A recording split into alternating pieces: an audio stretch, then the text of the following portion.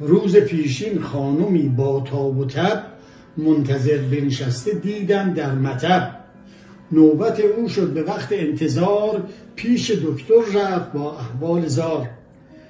گفت دکتر صبحها هستم غمین، بینم در روی سینه نقطه چین.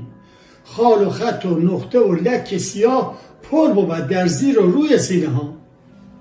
سینه هایش دید و گفت ای نازنین، مطمئن هستی که میگویی چنین؟ لکه هایی را که میگویی کجاست؟ سینه از سالمترین سینه هاست. گفت آری، وقتی ترک رخت خواب، سینه هایم پاک میشویم به آب.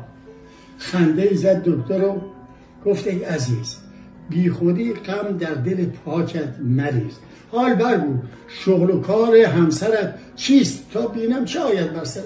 گفت نجار است آن عالی جناب، صندلی ساز است و میز و تخت خواب. گفت بر شوی قرمساقت بگو، لااقل از بهر حفظ آبرو، قبل از آن ساعت که در بستر روی، شیرخوار بستر همسر شوی. آن مدادی را که داری پشت گوش، در زمین بگذاره نه بچه.